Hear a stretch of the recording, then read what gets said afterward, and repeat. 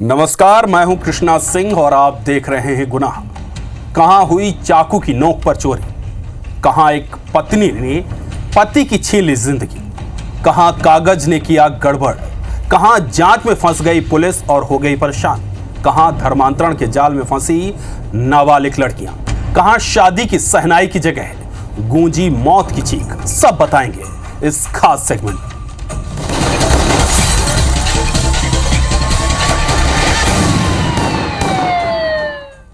Bulletin की पहली खबर अलीराजपुर से, जहां बोरकुआं गांव में 5 आरोपियों ने एक नाबालिग के साथ सामूहिक दुष्कर्म की घटना को अंजाम दिया। घटना सोमवार देर शाम की है, जब पीड़िता गांव में अपनी मां की दुकान पर मौजूद थी। इसी दौरान बाइक सवार आरोपी दुकान पर पहुंचे और पीड़िता को डरा धमकाकर 3 आरोपियों ने बारी बारी से उसके साथ दरिंदगी की। इस दौरान 2 आरोपी दुकान के बाहर बाइक पर बैठकर निगरानी करते नजर आए। आरोपियों द्वारा घटना को अंजाम दिए जाने के दौरान ही पीड़िता की मां अचानक दुकान पहुंची। तब उसे घटना का पता चला। उन्होंने तुरंत ही 100 डायल किया और घटना की सूचना पुलिस को दी। घटना की सूचना के बाद कोतवाली पुलिस मौके पर पहुंची और आरोपियों की तलाश शुरू कर दी।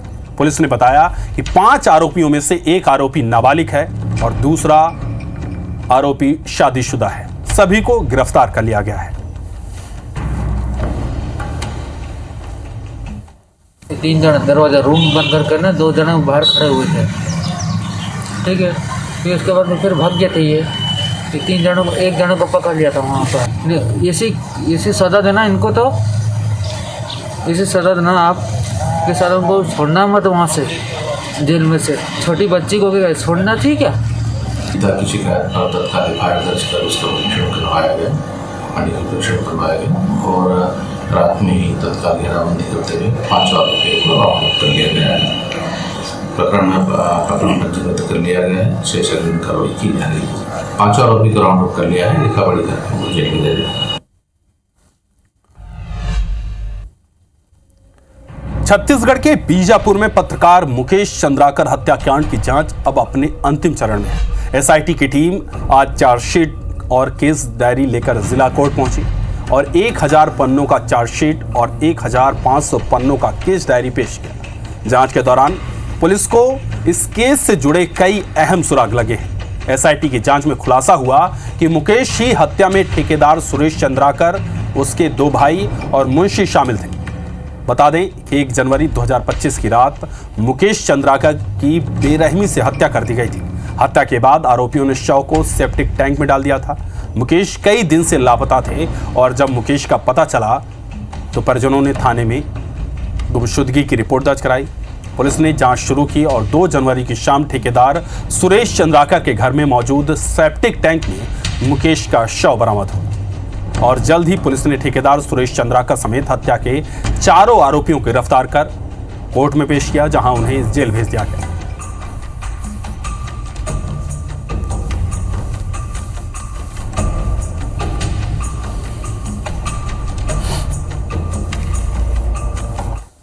पत्रकार साथी मुकेश चंद्राकर हत्याकांड मामले में पूरी इन्वेस्टिगेशन के दौरान काफ़ी बारीकी से डिजिटल एवं फिजिकल एविडेंसेस को देखा गया है और उन्हें इस केस में केस डायरी में प्रॉपर तरीके से इंक्लूड किया गया है। साथ ही साथ हमारे द्वारा पूरी कोशिश ये है कि जो 4 आरोपी हैं उन्हें माननीय न्यायालय के द्वारा कठोर से कठोर सज़ा दी जाए।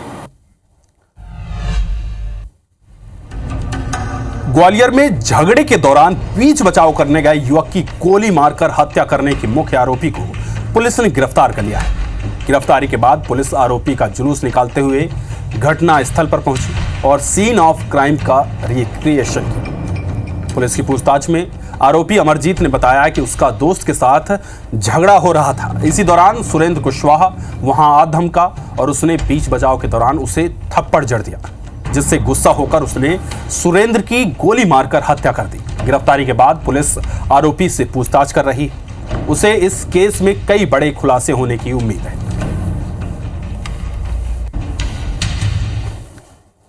को आरोपी द्वारा गोली मार दी गई थी, जिसमें वो घायल हुआ था, जिसकी उपचार के दौरान मृत्यु हो गई थी, जिसमें प्रकरण पंजीबद्ध कर जांच में लिया गया था। आरोपी गिरोह की तलाश के लिए जो है लगातार 2 दिनों से टीमें जो है इनके आरोपी जहां मिलने की उनके संभावित स्थानों पर दबिश दे रही थी, जिसके परिणाम स्वरूप जो है वो आज सूचना प्राप्त हुई थी कि आरोपी न्यायालय में सरेंडर करने जा रहा है। इसके पूर्व जो है वो पुलिस बल लगाया गया था, जिस पर आरोपी को रास्ते से गिरफ्तार किया गया है, जिसके द्वारा यह घटना कारित की गई थी।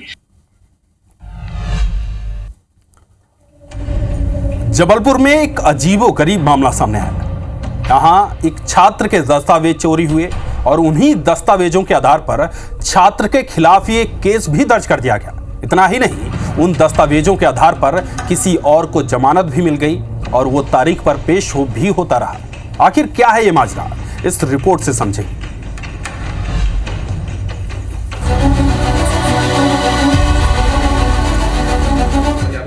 दस्तावेज चोरी होने या गुम होने पर आमतौर पर हम लोग पुलिस में शिकायत दर्ज करवाते हैं, दस्तावेजों की डुप्लीकेट कॉपियां निकलवा लेते हैं। लेकिन तब क्या होगा जब आपको पता चले कि आपके चोरी हुए या फिर गुम हुए दस्तावेजों के आधार पर आपके खिलाफ पुलिस में केस दर्ज हो जाए, और वो भी ऐसे जुर्म में जो आपने कभी किया भी ना। फिर तो आपका पसीना छूटना लाजमी है। जबलपुर के मझौली तहसील में रहने वाले 19 साल के अखिलेश पटेल के साथ भी यही हुआ। जिला कोर्ट का एक नोटिस अखिलेश पटेल को मिला, जिसे देखते ही अखिलेश के होश उड़ गए, क्योंकि जिला कोर्ट के नोटिस में लिखा था कि 29 अगस्त 2024 को उसने बाइक क्रमांक MP 20 ZG 2970 से राह चलते 2 लोगों को टक्कर मारी थी, जिसके बाद उसके खिलाफ मोटरयान दुर्घटना का दावा पेश किया गया, जिसमें उसके खिलाफ पुलिस ने केस भी दर्ज किया। कोर्ट के नोटिस के बाद अखिलेश 29 दिसंबर 2024 को डिस्ट्रिक्ट कोर्ट में जस्टिस राजेश कुमार यादव की अदालत में पेश हुए, जहां उसे पता चला कि उसके नाम से कोई दूसरा शख्स कोर्ट में पेश होकर जमानत पर रिहा भी हो चुका है और कोर्ट से तारीख मिलने पर पेशी में हाजिर होता है, साथ ही फर्जी हस्ताक्षर भी करता है। जैसे ही इस बात का खुलासा हुआ, अखिलेश ने जबलपुर पुलिस को शिकायत देकर न्याय दिलाने की गुहार लगाई है। जब कोर्ट से समन आया तब मुझे जानकारी लगी, जब मैंने कोर्ट जाके पता किया डिस्ट्रिक्ट कोर्ट में, तब पता चला कि ये सब हो रहा है। मतलब मेरे डॉक्यूमेंट का मिसयूज़ कर लिया गया है और कोई व्यक्ति मेरे सामने मेरी जगह आके उपस्थित भी हो रहा है और उसकी कोर्ट से वहाँ से जमानत भी हो चुकी है। मैं एक स्टूडेंट हूँ और मुझे इन सब डॉक्यूमेंट का अगर गलती हो जाए तो मेरे खिलाफ प्रकरण दर्ज हो जाएंगे। तो अभी मैंने सर के यहाँ SP ऑफिस आके एक आवेदन दिया कि इसकी निष्पक्ष जाँच होनी चाहिए। दरअसल अखिलेश के मुताबिक बीते साल 19 अप्रैल 2024 को जब वो अपनी बहन के साथ जबलपुर से सीहोरा जाने के लिए मेमू ट्रेन पकड़ रहा था, इस दौरान उसका पर्स जबलपुर रेलवे स्टेशन पर चोरी हो गया था। पर्स में नगद रुपयों के साथ अखिलेश का original Aadhaar card, PAN card, driving licence समेत दूसरे दस्तावेज भी रखे हुए थे, जिसकी शिकायत पीड़ित अखिलेश ने सीहोरा GRP से की थी। लेकिन वो पर्स आज तक अखिलेश को वापस नहीं मिला। जब अखिलेश के पास जिला कोर्ट से नोटिस पहुंचा, तब जाकर इससे मामले का खुलासा हुआ। पुलिस अधिकारियों ने अखिलेश की शिकायत पर ओमती थाना पुलिस को जांच कर कार्रवाई के निर्देश दिए हैं। हम इस पूरे प्रकरण की जांच TI ओमती को दे रहे हैं और प्रकरण गंभीर है। इसमें पूरे न्यायालय से पूरी जानकारी लेकर CCTV फुटेज लेकर इसमें देखा जाएगा कि कौन व्यक्ति इस तरह की हरकतें कर रहा है और पूरा साक्ष्य लेकर इसमें तत्काल इसमें उन सभी लोगों के खिलाफ FIR दर्ज कर वैधानिक निराकरण इसका सुनिश्चित किया जाएगा। भले ही पुलिस ने जाँच करने के आदेश दिए हों, लेकिन पुलिस की एक गलती की वजह से अखिलेश अदालतों के साथ पुलिस अधिकारियों के चक्कर काटने पर मजबूर है। ऐसे में सवाल उठता है कि पुलिस ने कैसे बिना तस्दीक किए किसी सड़क हादसे में अखिलेश को आरोपी बनाया, जबकि जिस गाड़ी से हादसा हुआ वो ना तो उसकी थी और ना ही हादसे के दिन वो मौके पर मौजूद थी। तो फिर उसके कागजात इस्तेमाल करने वाला शख्स कौन है? और मामला दर्ज करने वाली पुलिस ने पीड़ित अखिलेश के दस्तावेज देने वालों से इसके बारे में पूछा क्यों नहीं? विजेंद्र पांडे, IBC 24, जबलपुर।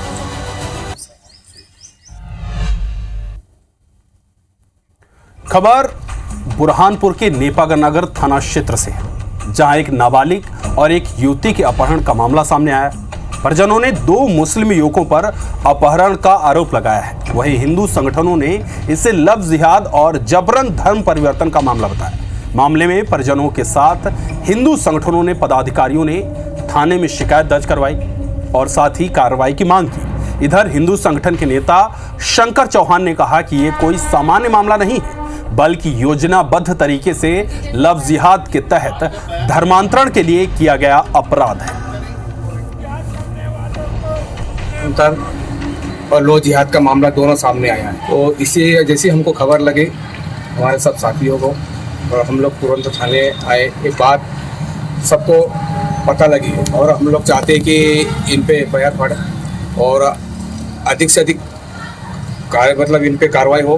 वीर है बोरी खुर्द का और दूसरा है सुहेल तड़वी निवासी है फैसलाबाद के।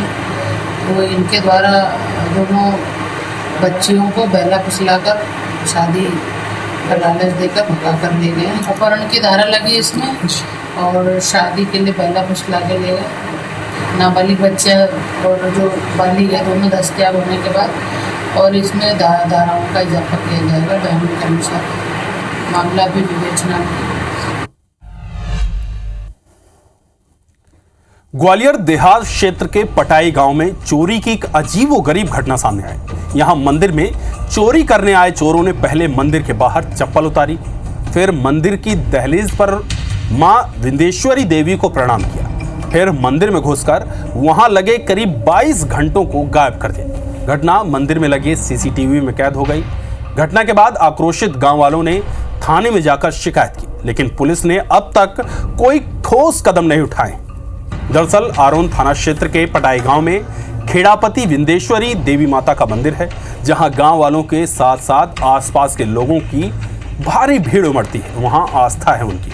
आए दिन यहां भक्त घंटे चढ़ाते हैं, लेकिन पिछले कुछ दिनों से यहां एक घंटा चोर गैंग सक्रिय है, जो आए दिन मंदिर में घुसकर घंटों की चोरी करती है। लेकिन कई बार थाने में शिकायत दर्ज करवाने के बाद भी पुलिस कोई एक्शन नहीं ले रही है। जानकारी के मुताबिक अब तक 100 से ज्यादा घंटे चोरी हो चुके हैं। फिलहाल पुलिस का कहना है कि जांच की जा रही है, चोर जल्द ही गिरफ्त में हो। 22 घंटे हैं, एक घंटा बड़ा बोल लगा वहाँ पे पूरे घंटा खुल गए। अब की बार तीसरी बार घंटा खुले हैं और कोई सुनवाई नहीं करती। सब आदमी परेशान है बहुत। बढ़िया नहीं कार्रवाई है, अगर कार्रवाई मैं समय से नहीं रही तो मैं फांसी लगा लूंगा वहाँ पे घंटा। थाना प्रभारी आरोन से चर्चा की गई। आरोन थाना प्रभारी द्वारा बताया गया कि प्रकरण में उनकी रिपोर्ट पर से चोरी का अपराध पंजीबद्ध किया गया है, विवेचना की जा रही है। घटना स्थल के सीसीटीवी फुटेज चेक किए गए, उसमें आरोपियों का आइडेंटिफाई किया जा रहा है और आरोपियों को जल्दी जल्दी आइडेंटिफाई कर गिरफ्तार कर घंटे बरामद किए जाए। पत्थलगांव के बगीचा थाना क्षेत्र से एक हैरान कर देने वाली खबर सामने आई, जहां एक युवती बच्चे को जन्म देने के बाद सामूहिक दुष्कर्म का आरोप लगाया, जिस पर एक्शन लेते हुए पुलिस ने 2 आरोपियों को गिरफ्तार कर जेल भेज दिया है। दरअसल 25 जुलाई 2024 को युवती के पेट में दर्द हुआ, जिसे लेकर वो झाड़ फूंक कराने बाबा किशोर पंडा और सहयोगी दिलेश्वर यादव के पास पहुंचे, जहां उन्होंने उसे दवा के नाम पर नशीला पदार्थ पिलाया और दुष्कर्म किया। ऐसा एक बार नहीं, ये उसे बार बार बुलाते रहे और उसके साथ बार बार दुष्कर्म करते रहे, जिससे वो गर्भवती हो गई। पुलिस ने कई धाराओं के तहत केस दर्ज कर उन्हें गिरफ्तार कर लिया है। आरोपी दिलेश्वर यादव और किशोर पंडा ने झाड़ फूंक के बहाने उसे नशीला कोई चीज पिलाकर उसके साथ बलात्कार किया, जिससे पीड़िता गर्भवती हो गई और एक नवजात शिशु को जन्म दी है। दोनों आरोपियों को गिरफ्तार कर माननीय न्यायालय पेश किया गया और न्यायिक रिमांड पर जेल भेजा गया। भोपाल में एक युवक की बेरहमी से हत्या कर दी गई। इस हत्या का एक वीडियो भी सामने आया, जिसमें आरोपी सड़क पर सरेआम आदिल नाम के युवक को चाकू घोंपते हुए और गला रेतते हुए नजर आ रहे हैं। हालांकि पुलिस ने मामले में 2 किन्नरों को गिरफ्तार किया है, लेकिन मृतक आदिल के परिजनों का आरोप है कि पुलिस ने वीडियो में नजर आ रहे एक युवक की नामजद रिपोर्ट दर्ज करने के बजाय अज्ञात पर केस दर्ज किया है। महज 22 दिन पहले ही मृतक आदिल का धूमधाम से विवाह हुआ था, निकाह हुआ था, लेकिन आदिल को घर से बुलाकर हत्या कर दी गई। आरोपियों ने धारदार हथियार से आदिल का गला रेता, दोनों कलाइयों की नसें काट दी। दरअसल रविवार सुबह बैंड मास्टर गली में कुछ दोस्त आदिल के घर पहुंचे, उसे अपने साथ ले गए। वे लोग कार से आए थे। आदिल के घर के पास कार खड़ी कर बाइक से ही निकल गए। कुछ देर बाद परिजनों को सूचना मिली कि आदिल गंभीर रूप से घायल सड़क पर पड़ा हुआ है। हमीदिया अस्पताल में इलाज के दौरान उसने दम तोड़ दी। आदिल की हत्या की वीडियो ने सनसनी फैला दी है। वहीं दूसरी तरफ पुलिस के लिए भी ये वीडियो चुनौती बन गया है।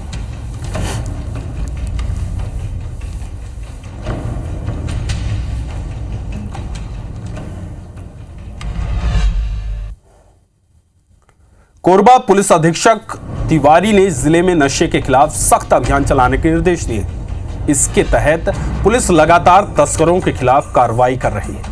कटघोरा पुलिस की इस बड़ी कार्रवाई से नशे के सौदागरों में हड़कंप मच गया है। बता दें कि मुखबिर की सूचना पर कटघोरा थाना क्षेत्र के सुतर्रा इलाके में पुलिस ने घेराबंदी करते हुए एक कंटेनर को पकड़ा, जिससे 500 किलो गांजा बरामद हुआ। जब्त गांजे की अनुमानित कीमत 1 करोड़ रुपए बताई जा रही है। आरोपी कंटेनर चालक राहुल गुप्ता दिल्ली का रहने वाला है, जिससे पूछताछ में जानकारी मिली कि गांजा ओडिशा से उत्तर प्रदेश के वाराणसी जा रहा था। पुलिस ये भी पता लगाने में जुटी है कि इस तस्करी में कौन कौन लोग शामिल हैं और इसे कहां सप्लाई किया जाता था। कटघोरा पुलिस की इस बड़ी कार्रवाई से नशे के सौदागरों के बीच हड़कंप मच गया है। रापा खर्रा पुल के पास घेराबंदी करके उसको पकड़ा, जिसमें हमको बाद में पता चला कि उसमें 500 किलो गांजा उसमें हमको बरामद हुआ। साथ में कंटेनर के साथ कंटेनर का चालक भी हमारी गिरफ्त में है और उसको गिरफ्तार करके पुलिस ने रिमांड के लिए भेज दिया है। पूछने में पता चला कि ये उड़ीसा से लेकर इसको बनारस की तरफ जा रहा था।